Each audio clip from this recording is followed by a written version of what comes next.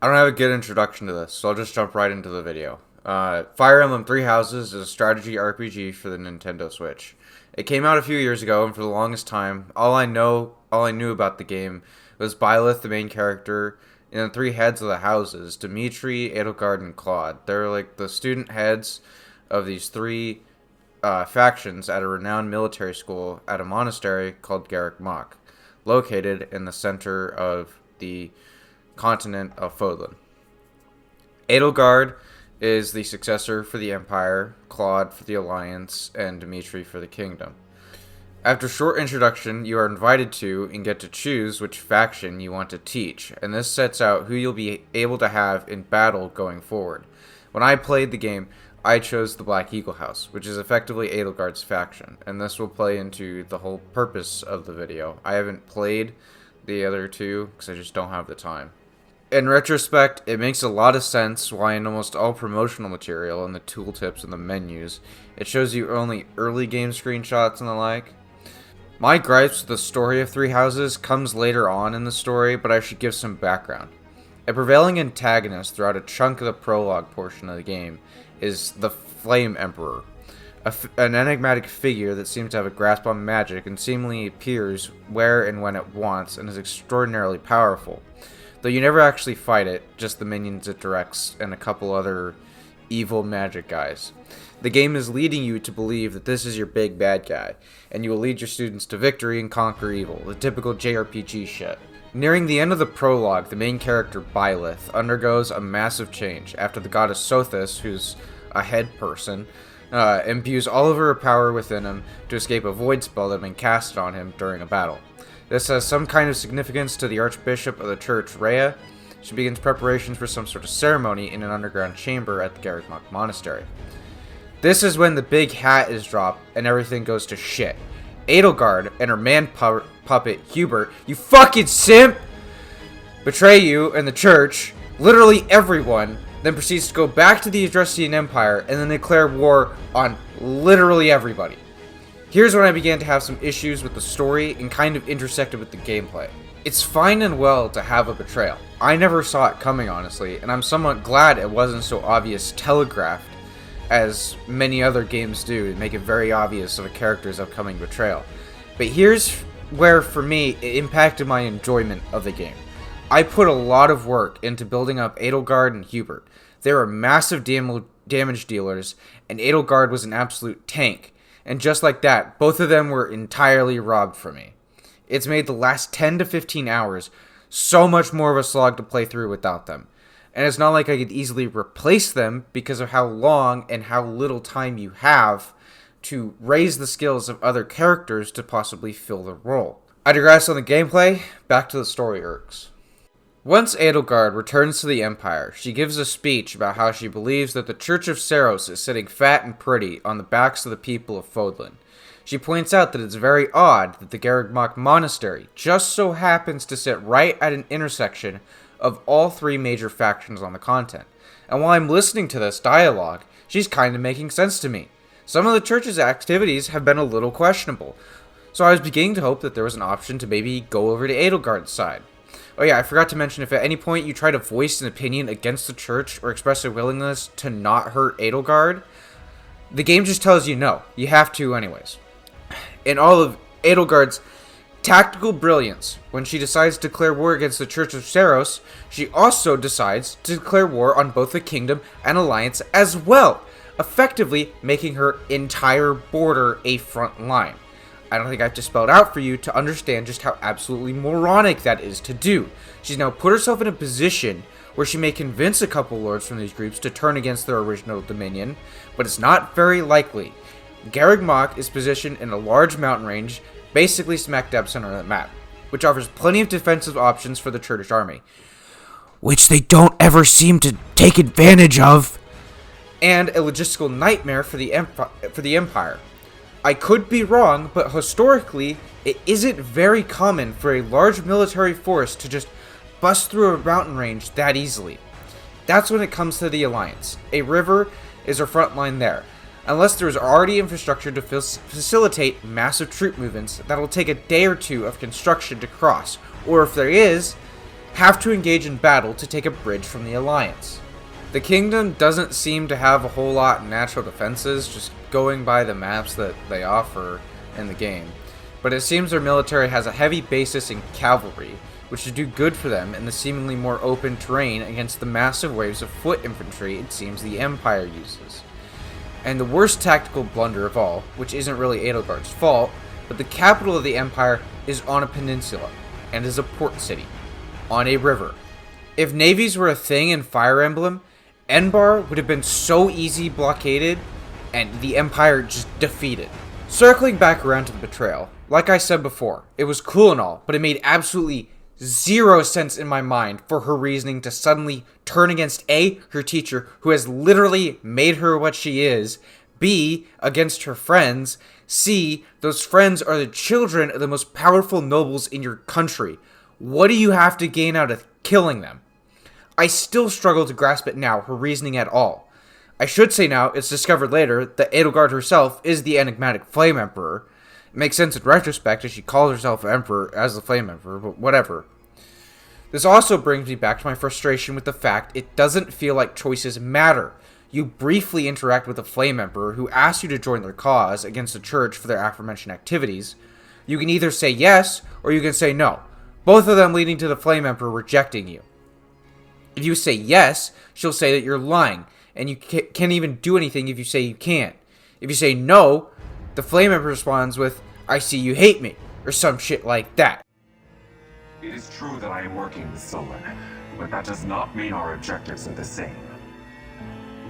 Had I known they planned to do this, I would have stopped it. You have my word. Your words are meaningless. Now, I'll have to insist that you accompany us back to the monastery. I cannot abide that. However, if you wish to join forces, I will hear your plea. What? If left to their own devices, they will commit countless more violent acts like this one. Do you not wish to prevent that? With the sword of the Creator on our side, Solon would not be a threat.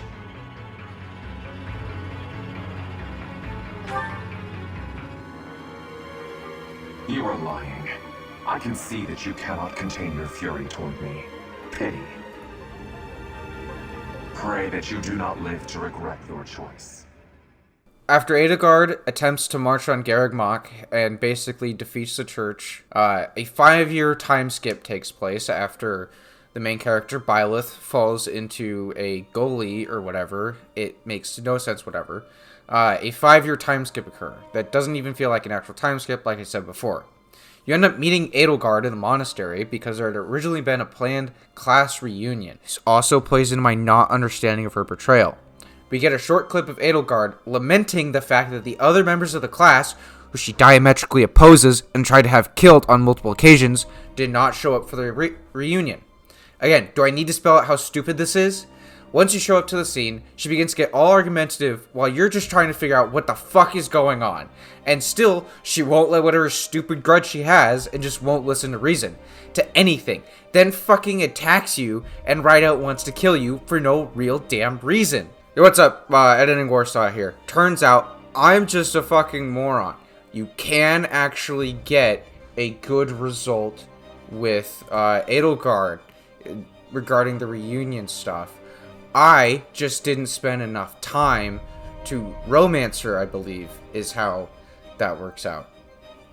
So, all of my annoyances with this are entirely of my own making.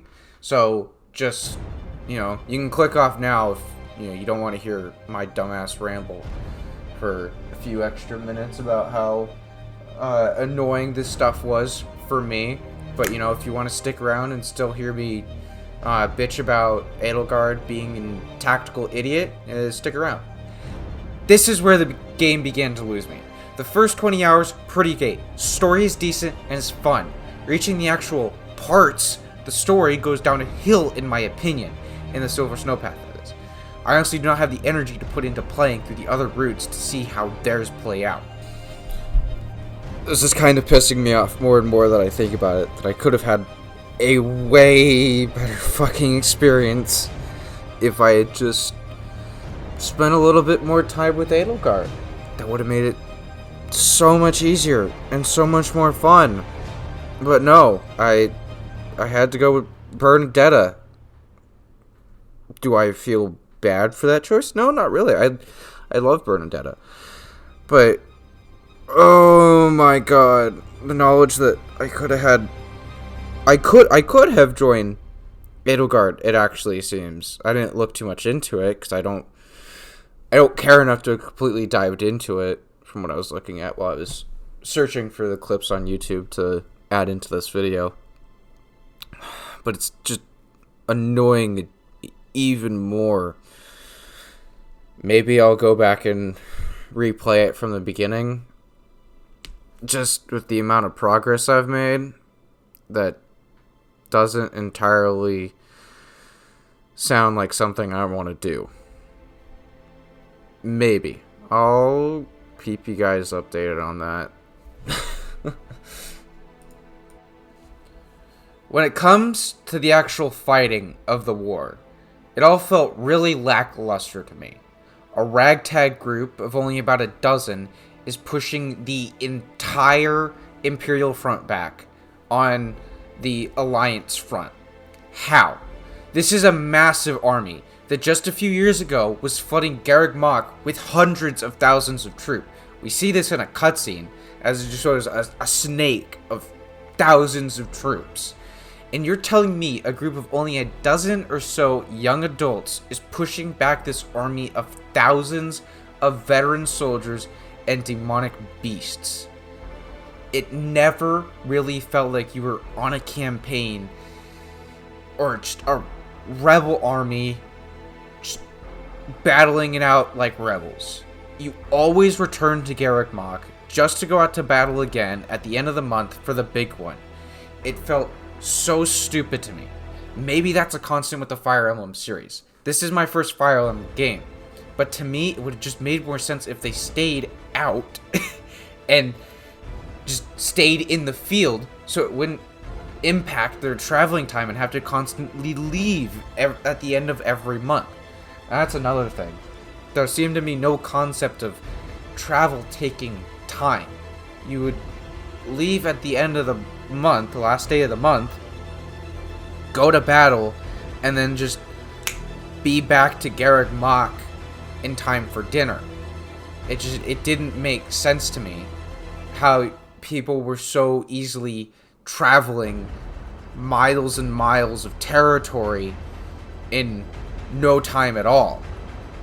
It didn't line up to me, and just kind of pulled me out a little bit, since it didn't feel like there was any weight to the travel and maneuverings that was going on. To end off this video, I don't know if I'll ever actually finish Fire Emblem.